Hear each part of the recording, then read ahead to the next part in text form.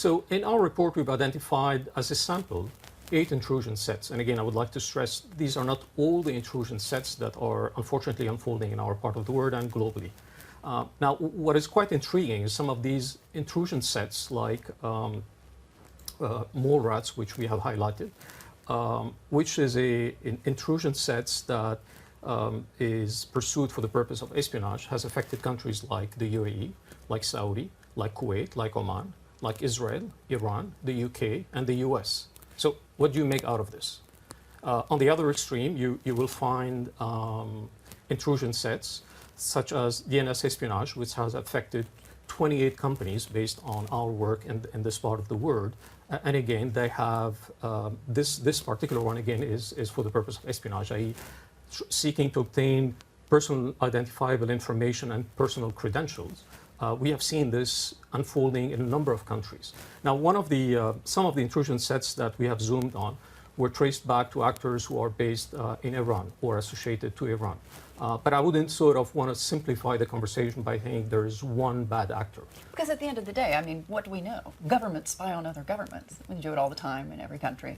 What is the thing that is deeply worrying and troubling to you at this point? Is it that these governments or these private institutions aren't spending enough money to cover the problem? And is it a question of having an endless budget to make sure that one can protect oneself, whether they be a private institution or a government? I mean, what's the crux of the matter? I think the crux of the matter is every government needs to work on the premise, as you rightly said, that they have to protect the sovereignty of their data and their communication. And you should not take this for granted.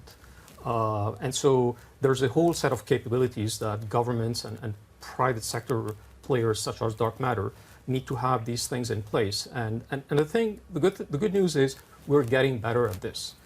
The challenge for us is that the digital footprint, the world in which we operate today, keeps on sort of expanding. And so the attack surface is not going to get simpler. It's going to get more and more complicated.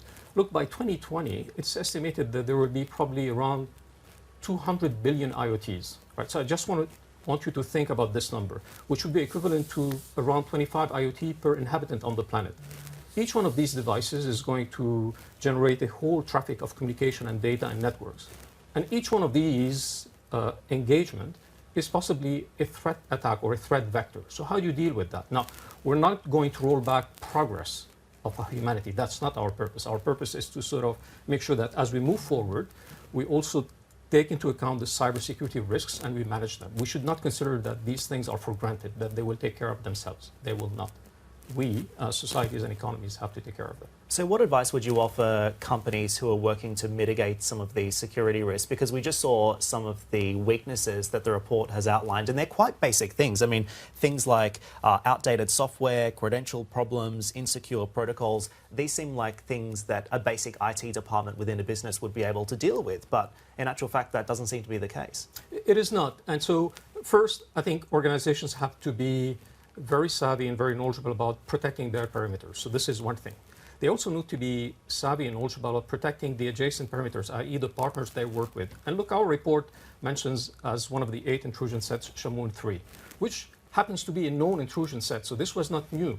What is vexing is that bad actors can acquire these intrusion sets, these tools, for hundreds of dollars.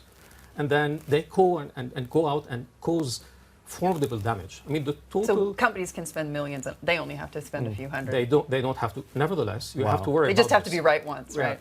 And the point that I wanted to make is Shamoon 3. Interestingly, the way it unfolded, it was targeting one of the largest oil and gas organizations in the region, Aramco in this case. But it was not going directly at Aramco. It went adjacently to one of their technology partners, service providers. In that case, it was Sapiens. And so Sapiens' operations in Scotland, in Italy, and Saudi Arabia were impacted. And through that vector, the purpose was to sort of spread this vector to Aramco. Now, fortunately, it was stopped. But this is where I'm saying is not just about focusing on your immediate parameters, also thinking about all the other risks you could be exposed to and building this resilience going forward. Hey everybody, it's Hadley Gamble from our new CNBC Middle East Bureau in Abu Dhabi. Thanks for stopping by. Now to watch more, you can try one of the videos that just popped up on your screen. And don't forget to subscribe.